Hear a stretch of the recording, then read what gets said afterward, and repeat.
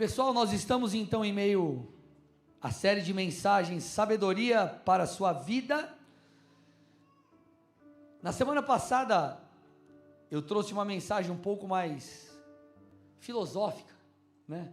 Ou não tão prática como normalmente nós fazemos aqui às quintas-feiras. E eu falei sobre o real sentido da vida. E eu quero pegar um pouquinho de carona nisso que foi falado no último culto, para que a gente possa construir o que falaremos hoje, porque nós vamos praticamente dar sequência, né? Não são assuntos, os mesmos assuntos, mas eles estão relacionados, então vamos lá. Olha que interessante, quando nós falamos sobre o sentido da vida, Paulo ele deixa claro algo, está lá em Colossenses 1,16, pois nele foram criadas todas as coisas, nos céus e sobre a terra, as visíveis e as invisíveis, sejam tronos, soberanias, quer principados, quer potestades, tudo foi criado por meio dele e para ele. Então tudo foi criado por Deus e para Deus. Isso fala da sua origem e do seu destino. Então, se a nossa origem ela é o Senhor e nosso destino é o Senhor, isso fala que a vida sem um relacionamento profundo com Jesus Cristo e uma vida sem um propósito que ande em concordância com os céus não faz sentido. Por que você vê tanta gente aí no mundo, galera cheia da grana, cheia de coisas que talvez você olhando no Instagram uma postagem, você fale, uau, essa pessoa deve ser muito feliz. Você percebe que a pessoa ela tem um vazio, por quê? Porque talvez ela esteja desconectada de Deus, ou ela não esteja vivendo o propósito do Senhor, porque deixa eu te falar uma coisa, irmãos, vocês sabem da minha história, eu saí de São Paulo, vim para o Paraná, se eu tivesse ficado em São Paulo, eu certamente, eu poderia, na verdade, eu poderia estar sendo abençoado por Deus, mas certamente eu teria um vazio dentro de mim. Por quê? Porque eu não estaria no centro da vontade de Deus. Então esse texto ele já aponta para muitas coisas que nos mostram o real sentido da vida. O real sentido da vida tem a ver com conhecer Jesus e viver o propósito dele para nós. Então, em suma, o que eu falei no último culto foi que uma vida verdadeira, ela tem a ver com glorificar a Deus. Paulo fala sobre isso também aos Romanos 11:36, porque dele, por meio dele, para ele são todas as coisas, a ele seja a glória para sempre. Então, desde lá de trás, a glória ela sempre foi dada a Deus, deveria ser dada a Deus. Nos tempos de Paulo escrevendo aos Romanos também, isso vale para nós hoje e continuará valendo por toda a eternidade. A glória, ela só deve ser dada a Deus. Isso nos ensina, isso nos mostra, gente, que a vida não gira ao nosso redor. A vida, ela gira ao redor de Cristo. Ele é o fundamento de todas as coisas. E por que eu estou falando isso? Porque este é um fundamento que nós precisamos entender para que fique muito claro o que nós vamos falar hoje.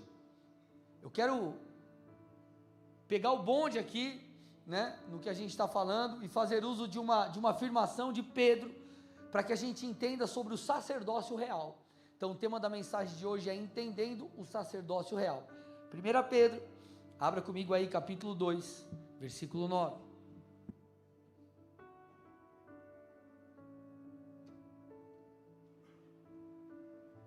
O texto diz, vocês porém são, e aí ele vem com um rol de coisas, geração eleita, sacerdócio real, nação santa, povo de propriedade exclusiva de Deus, a fim de proclamar as virtudes daquele que os chamou das trevas, para a sua maravilhosa luz.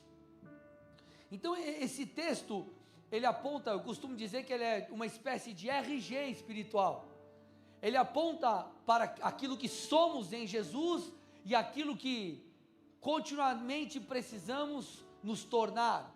Então ele diz, vocês são geração eleita, nós somos escolhidos por Cristo, através da cruz. Então através da obra da cruz, Jesus emanou salvação para todo aquele que crê.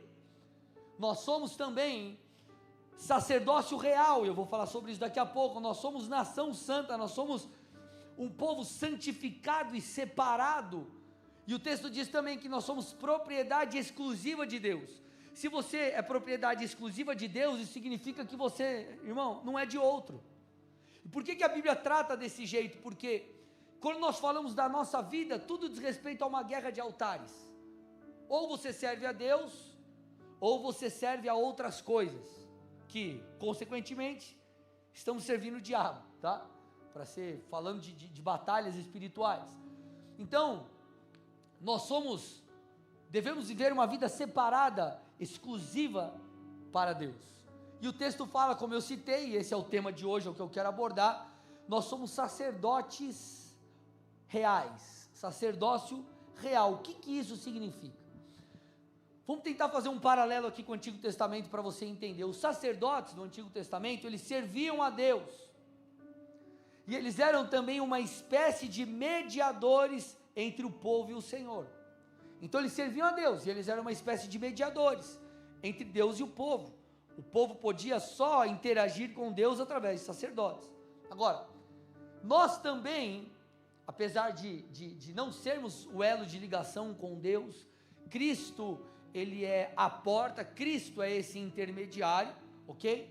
Mas nós ainda servimos nos dias atuais como uma espécie de reconciliador ou auxiliador, ou melhor dizendo, facilitador para que as pessoas sejam alcançadas por Deus.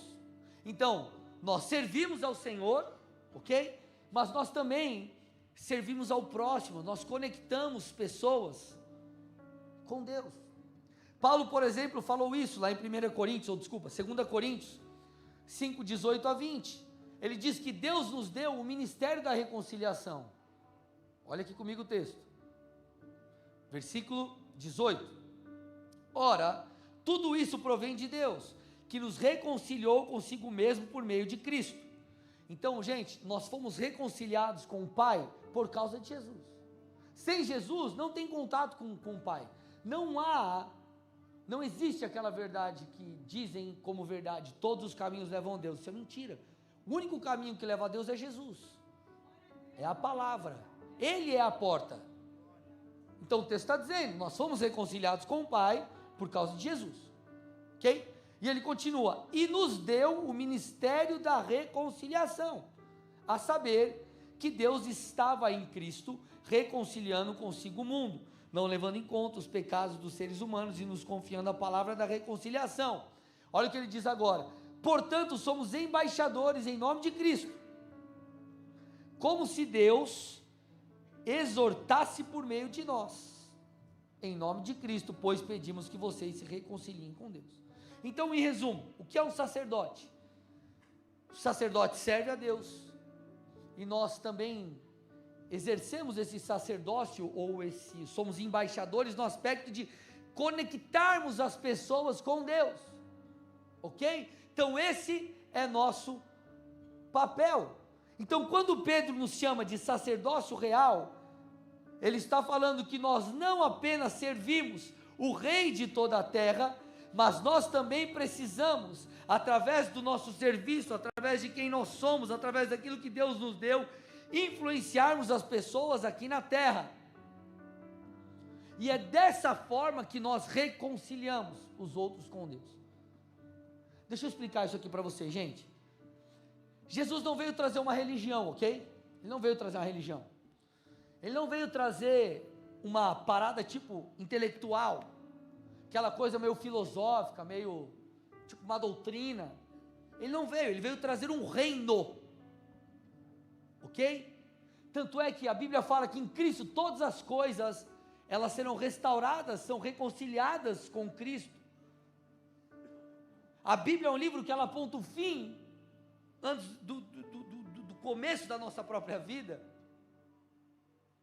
Então, nós servimos a um Deus que é o Rei de toda a terra. Ele veio trazer o seu domínio. E quem que ele usa para estender o seu domínio e influência aqui na terra? Nós, que somos esse sacerdócio real. A gente já vai entrar na parte prática, eu preciso que você entenda esse conceito.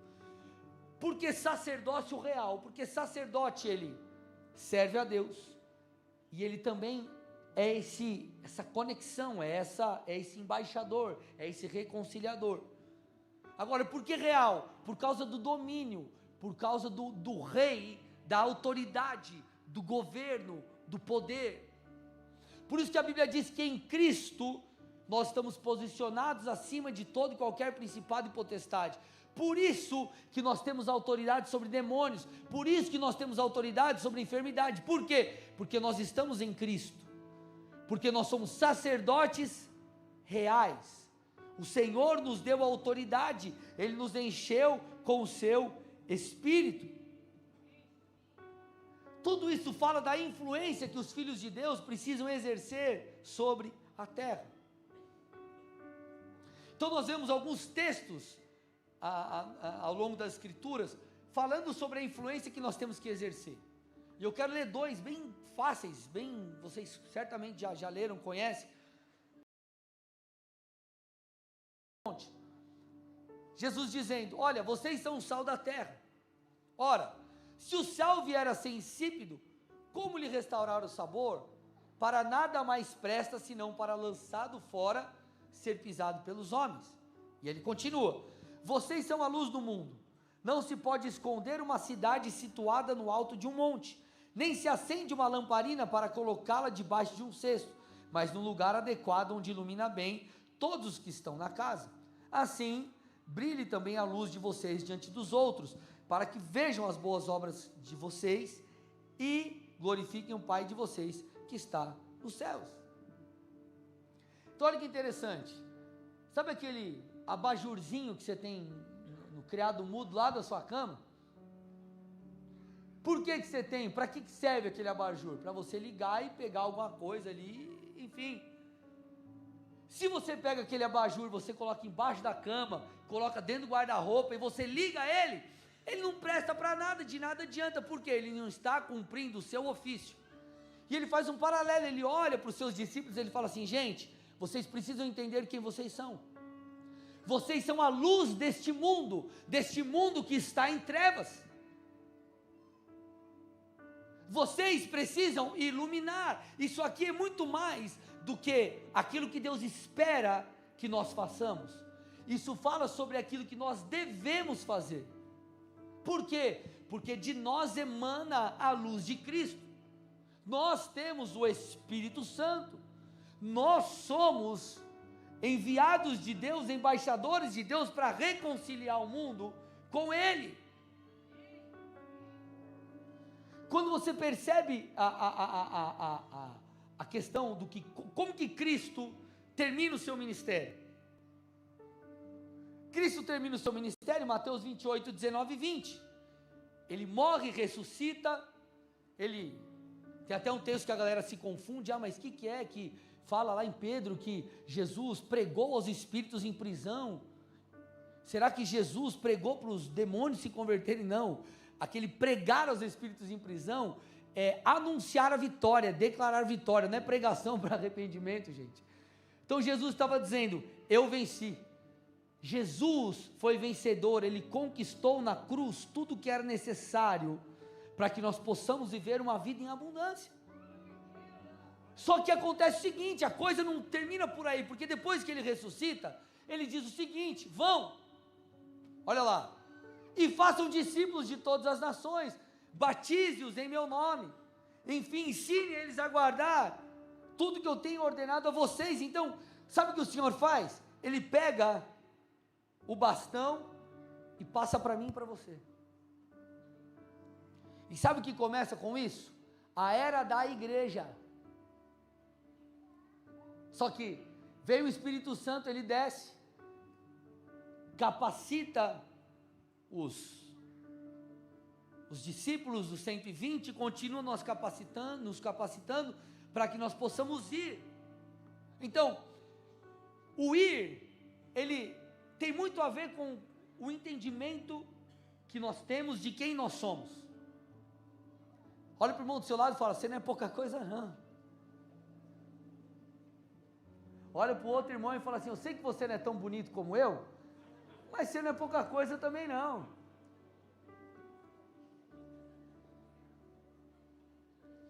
Põe o texto para mim de novo de Mateus 28. Mateus 28, 19 e 20. Gente,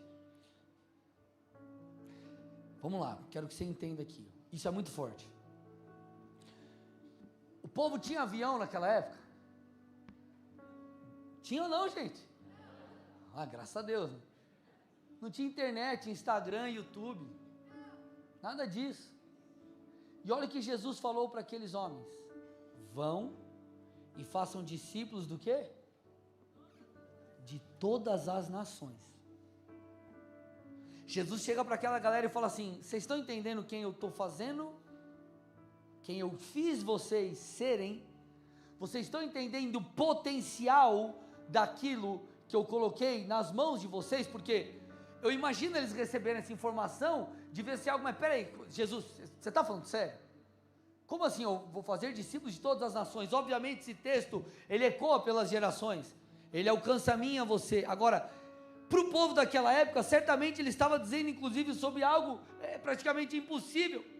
E é como talvez você olha para essa mensagem ou para esse comando divino e diz assim: mas peraí, como assim? É impossível para mim ser usado por Deus? É impossível para mim, enfim, ser um instrumento de Deus? Não é. Ele nos fez sacerdotes reais. Ele nos fez como aqueles que são e serão capacitados. Eu preciso que você entenda algo aqui, a coisa começa a ficar mais prática. Deus te posicionou intencionalmente no lugar onde você está. Deus te posicionou na empresa que você trabalha de maneira estratégica e intencional.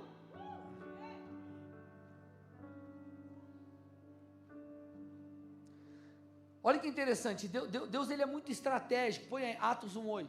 Então nós lemos Mateus 28 e momentos após, tempos após, nós vemos essa mesma fala do Senhor. Ele diz assim, ó: mas vocês receberão poder ao descer sobre vós o Espírito Santo, e serão minhas testemunhas. E aí ele traz um cronograma. Talvez você nunca tenha visto dessa forma, mas é um cronograma. Ele diz, tanto em Jerusalém, como na Judéia, Samaria e confins da terra. Depois eu te encorajo a dar um Google, e dar uma olhada no mapa dessa região. Eles estavam em Jerusalém. Quando Jesus fala assim, ó, é Jerusalém, Judéia, Samaria e confins da terra, é como se ele falasse, ó, você começa aqui onde nós estamos, você vai para a próxima cidade, para a próxima cidade, para a próxima cidade. Começa em Colombo, vai para Curitiba, vai para São José dos Pinhais, e vai para o litoral, por exemplo. Então ele é estratégico. O Senhor, ele é estratégico. Mateus 24:14, em um de seus sermões, ele afirmou que isso aconteceria. Então ele disse, ó, o evangelho será pregado, o evangelho do reino, será pregado em todo o mundo para testemunhos das nações. Então virá o fim. Antes do fim, isso tem que acontecer. Então o que nós vemos? O Senhor sendo estratégico. E você acha que ele não é estratégico com você? Você acha que ele não tem sido estratégico com você, que tem caminhado no centro da vontade de Deus? Deixa eu abrir um parênteses aqui e ajustar. Existem pessoas que aí eles saem um pouco desse trilho e falam assim, não pastor, então quer dizer que todas as burradas que eu fiz, Deus estava no controle. Não, as burradas que você fez é a responsabilidade sua. Tá bom? Então não põe nas costas de Deus.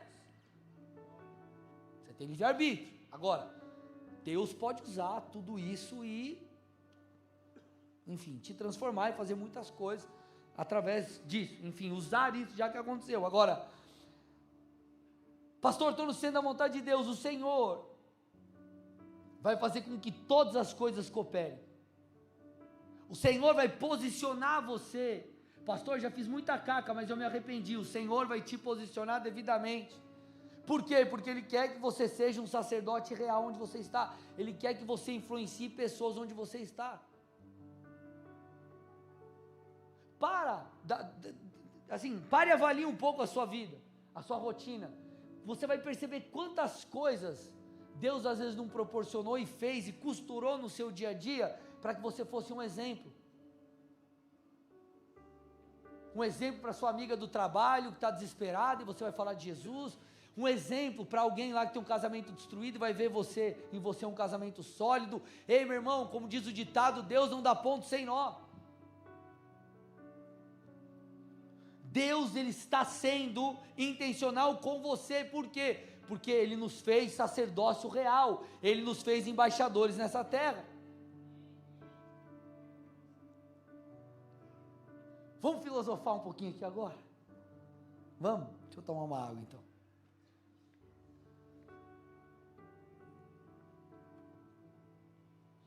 Muitas vezes nós nos perguntamos o seguinte: qual é o meu propósito? E nós ficamos nessa busca do propósito, e após toda aquela jornada de talvez anos buscando o propósito, parece que a sua vida ela só passa a valer a partir do momento que você é posicionado naquele propósito que Deus falou. Então, muitos vivem como se todo esse tempo aqui não valesse de nada. E achando que como se Deus se esquecesse, ou Deus não tivesse o controle desse tempo, achando que, por exemplo, eu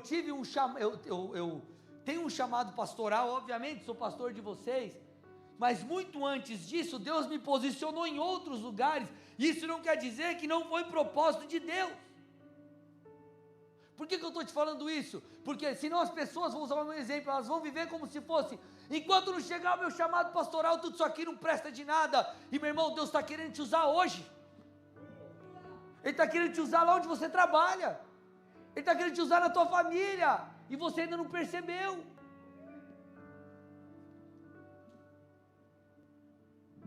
E você ainda não percebeu. Eu tinha convicção que um dia eu seria pastor em tempo integral. Contudo, meu irmão, antes disso acontecer, Deus cumpriu outras coisas através de mim, em outros lugares. Deus me usou na faculdade, Deus me usou no trabalho. Tem gente que fala assim, né? Mas você é só pastor, você não trabalha? Falei, irmão, você não sabe. Ó.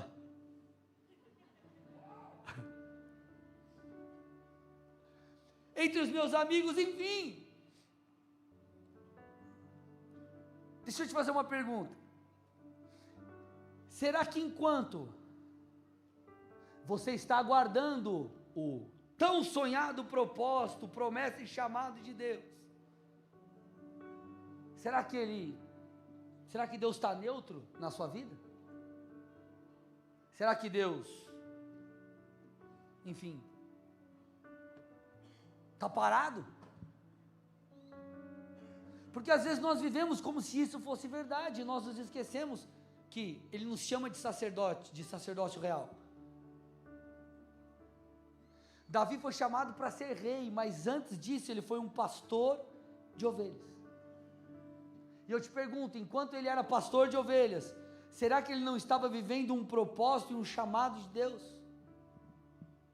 Estava. Sim, é isso aí. Ele derrotou Golias, serviu o rei, tocando harpa.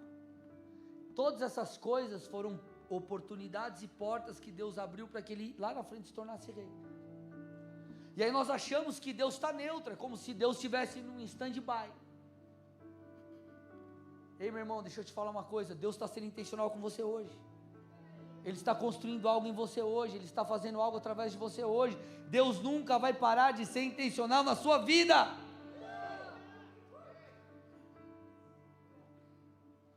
Por isso que você em todo o tempo precisa também ser intencional e ser intenso, porque se você está no centro da vontade de Deus, escute, tudo está dentro do cronograma divino, Ele está trabalhando em você, através de você. Então não viva de maneira leviana esse tempo, você não está num lugar enfim, parado. Deus está em movimento, Ele está fazendo algo em você, através de você.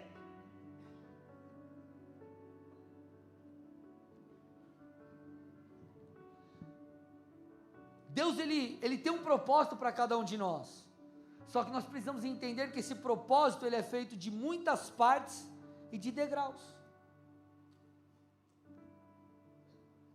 Lá em Atos 13:36, a Bíblia, ela cita, contando aqui sobre Davi, ele diz assim, tendo pois Davi servido ao propósito de Deus em sua geração, adormeceu, foi sepultado com seus antepassados e seu corpo se decompôs. Então Paulo disse, Davi serviu ao propósito de Deus em sua geração, e o propósito de Davi foi feito de muitas partes. O seu também será assim. Até que nós cheguemos na plenitude daquilo que Deus tem. Não, eu sou chamado para ser um pastor, mas enquanto eu estou na zeladoria, isso aqui mas isso aqui é por enquanto, tá? Você é chamado para estar aí.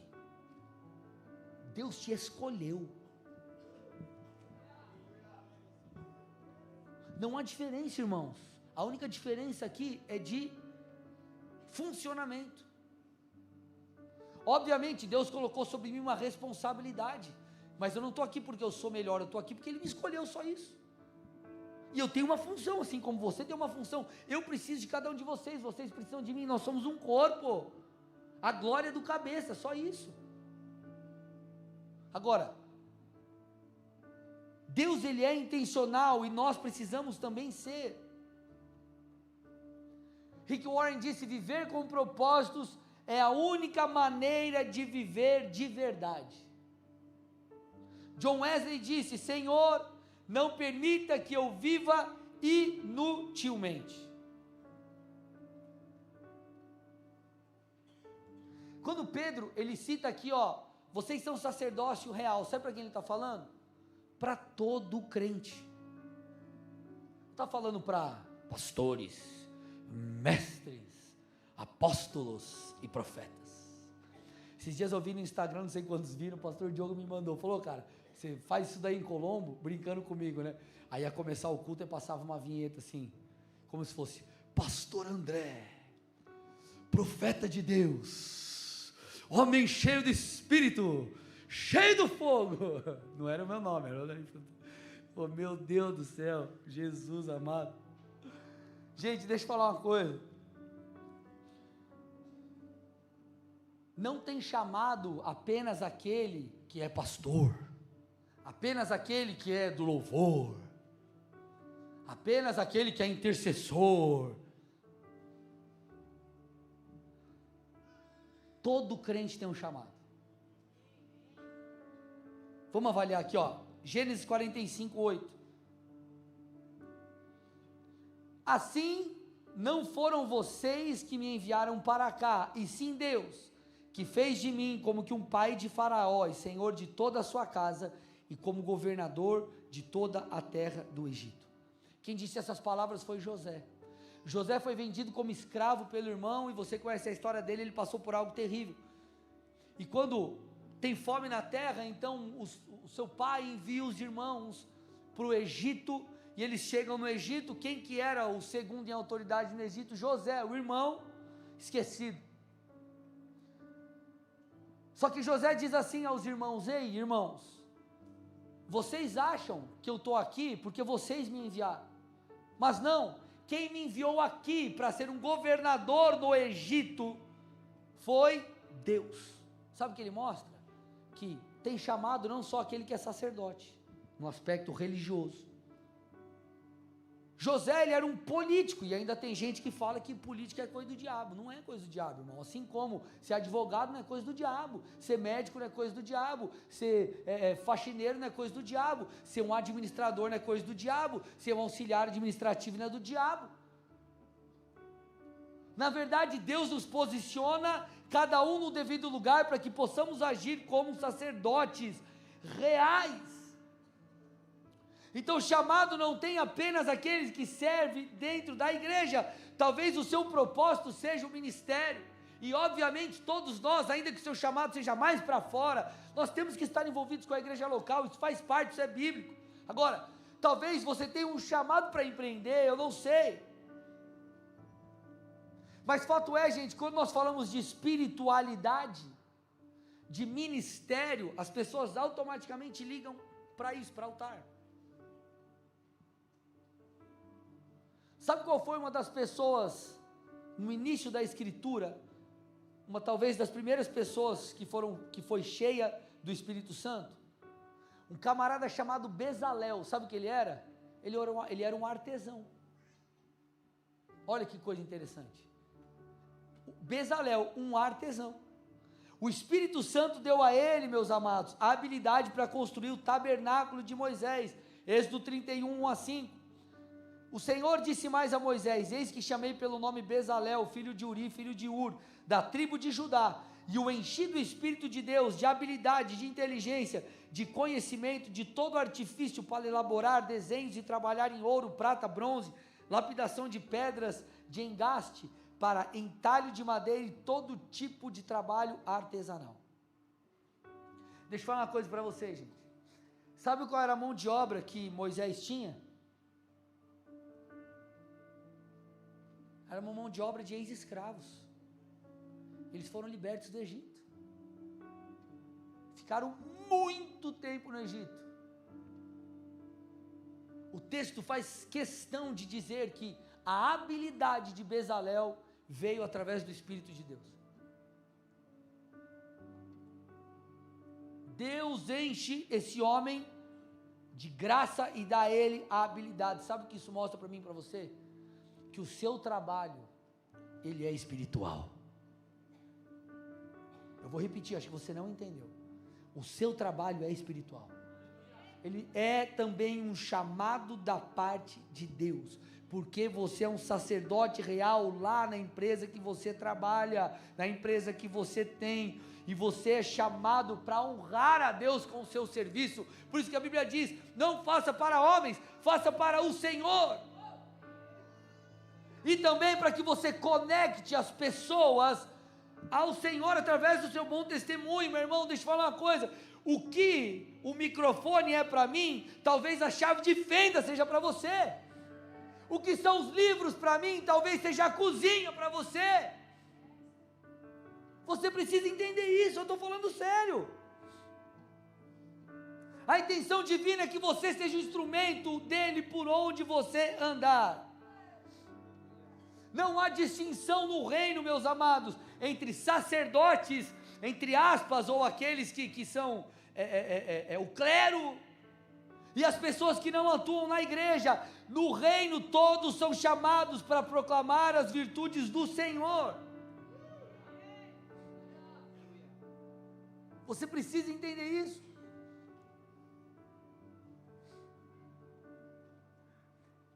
Isso é tão poderoso e tão verdade que nós vemos um trecho da Escritura falando sobre os servos do diabo. Você vai ver que nesse texto eles são representados por chifres, é um texto profético, guerreando contra o povo de Deus. E eu quero que você perceba quem Deus envia para destruir as obras do diabo. Põe para mim aí, Zacarias 1, 18 a 21. Depois eu olhei para o alto e vi 4 chifres. Então perguntei ao anjo que estava comigo: o que são estes? Ele me respondeu: estes são os chifres que dispersaram Judá, Israel e Jerusalém. Depois o Senhor mostrou-me 4 artesãos. Eu perguntei: o que eles vêm fazer? Ele respondeu: estes são os chifres que dispersaram Judá, a ponto de ninguém sequer conseguir levantar a cabeça. Mas os artesãos vieram aterrorizar e quebrar esses chifres das nações que se levantaram contra o povo de Judá para dispersá-lo.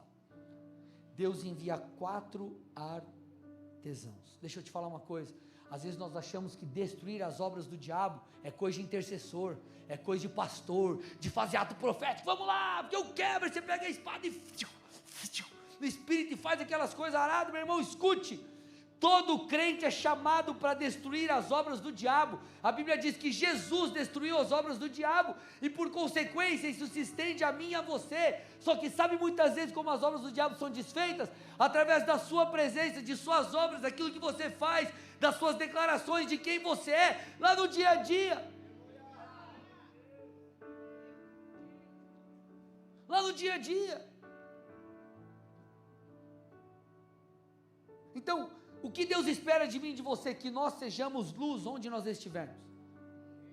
pastor, mas beleza, eu estou aqui, eu sei que o meu futuro aponta para lá, eu sei que é aquilo que eu vou viver um dia.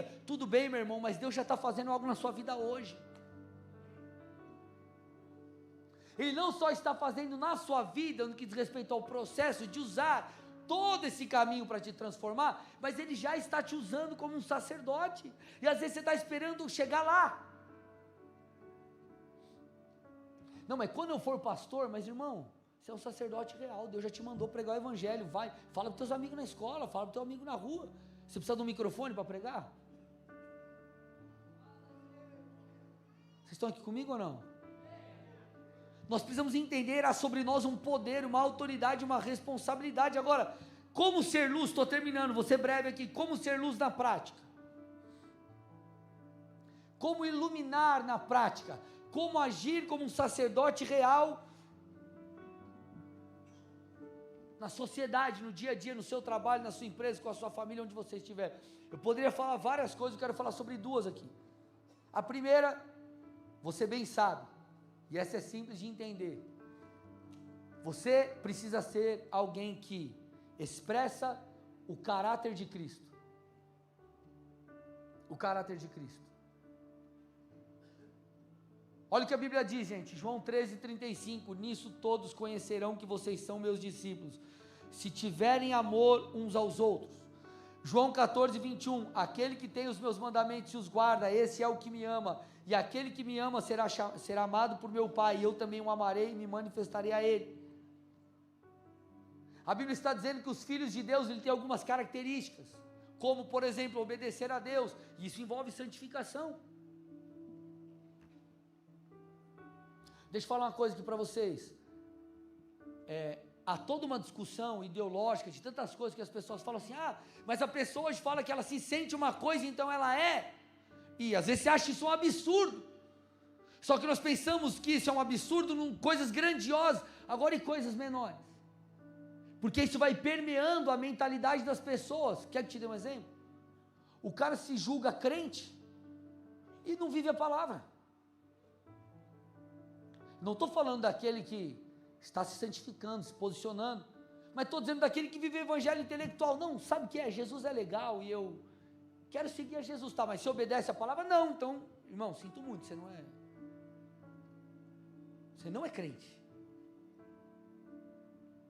O que eu estou tentando te dizer?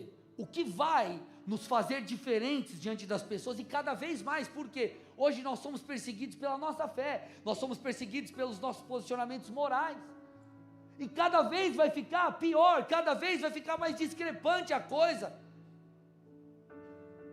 Por isso que nós precisamos nos posicionar. O cara tem que olhar para você e falar, ó o crente vindo aí. Na época da faculdade a gente tinha intervalo entre as aulas, ou o momento do intervalo mesmo, ficava conversando, passava uma menina, os caras, olha a mina aí, olha a mina, e falavam umas coisas que não dava para falar, né? E eu falava, eu não vou olhar, porque os caras já sabiam, ó o crente aí, né, ó o crente aí, ó o crente aí. Mas deixa eu te contar uma coisa, quando a corda estourou para um dos meus amigos, para quem você acha que ele ligou? Para o cara que ia para a balada ou para o crente?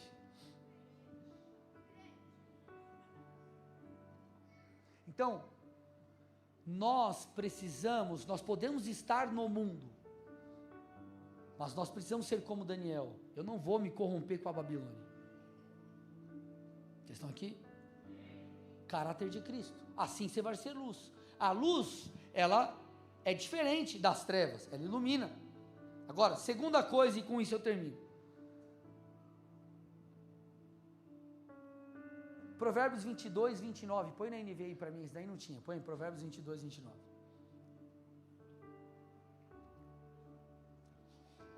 Você já observou um homem habilidoso em seu trabalho? Será promovido ao serviço real. Uma outra versão diz, será colocado diante dos reis. Sabe o que esse texto está falando? Excelência. Você quer ser luz lá fora?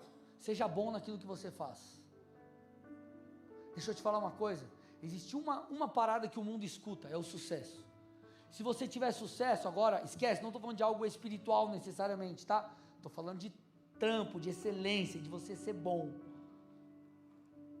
O mundo, ele escuta isso. Meu irmão, deixa eu te falar uma coisa, se você for bom naquilo que você faz, se destacar, as pessoas vão ter que engolir a seco Jesus, entre aspas, tá? As pessoas vão te ouvir, e elas vão olhar, no mínimo elas vão te respeitar. Olha o que o texto está falando, você já observou um homem habilidoso, seu trabalho ele será promovido ao serviço real. Por que você acha que Daniel foi colocado em posição de destaque na Babilônia? Põe para mim Daniel 5, 12 a 14. Porque nesse Daniel, a quem o rei tinha dado o nome de Beltesazar, se acharam espírito excelente. Olha lá, espírito excelente, conhecimento, inteligência, interpretação de sonhos, declaração de enigmas e solução de casos difíceis. Portanto, chame Daniel e ele dará a interpretação. Então Daniel foi levado à presença do rei. O rei falou com Daniel e lhe perguntou: você é aquele Daniel dos exilados de Judá, que o rei meu pai trouxe de Judá? Eu tenho ouvido dizer a seu respeito que o Espírito dos deuses está em você, e que em você se acham luz, inteligência e excelente sabedoria. Então ele foi um instrumento de Deus ali, e o Senhor pôde, fazer tudo o que ele fez através de Daniel.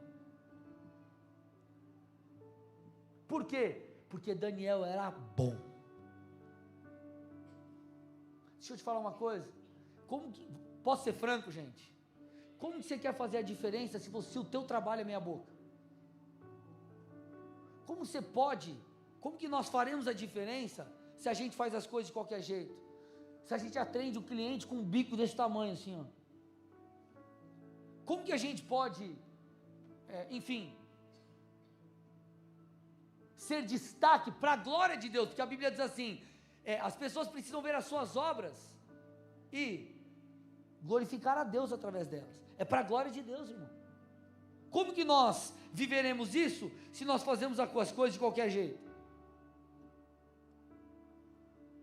1 Samuel 16, 15 a 19, com Davi a mesma coisa. Por que você acha que Davi foi escolhido para tocar a harpa diante do rei? Olha o que a Bíblia diz.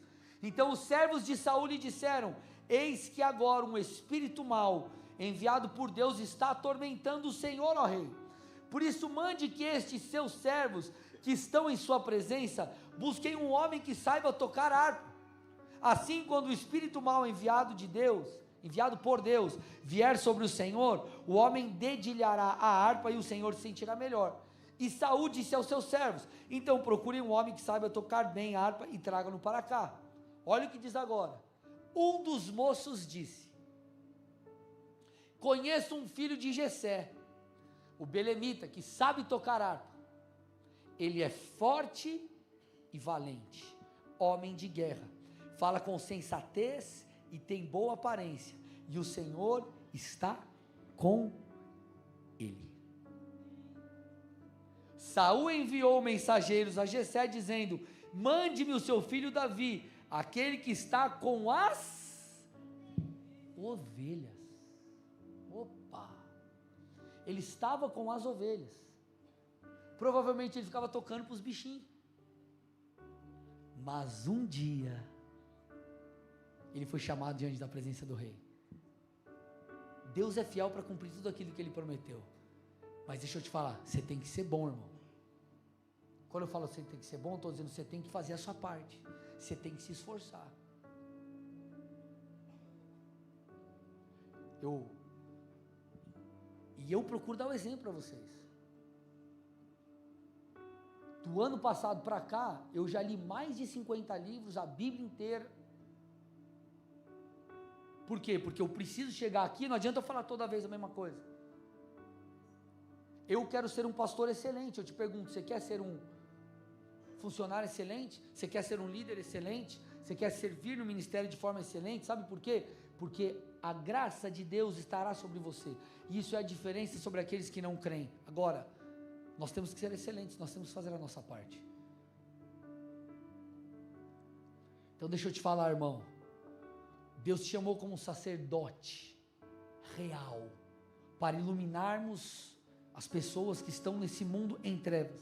Agora, você tem emanado luz, Você tem vivido debaixo do caráter de Cristo? Você tem entendido a sua responsabilidade? Você tem procurado fazer todas as coisas com excelência para a glória de Deus? Você tem procurado, enfim, permitir que as suas obras exaltem o nome do Senhor? Não é por você, não é para você ganhar seguidor, para você ter um troféu, uma estátua, é para a glória de Deus. As pessoas verão e exaltarão o nome daquele que é o Senhor sobre a sua vida e te conduziu até esse lugar.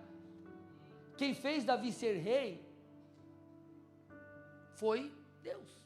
Agora, o que deu acesso à presença do rei foi a sua excelência. Deixa eu te falar, irmão. Deus nos comissionou para influenciarmos. E isso fala mais do dia a dia do que você imagina. Passa pelas coisas espirituais, sim. Nós falamos sobre jejum, oração, falarmos, declararmos, profetizarmos. Tudo isso é parte do jogo e da batalha espiritual. Mas muita coisa da batalha espiritual, ou a outra parte da batalha, é lá no campo, no seu dia a dia. Então você ora, clama a Deus e busca, mas chega lá no seu trabalho, você dá o seu melhor.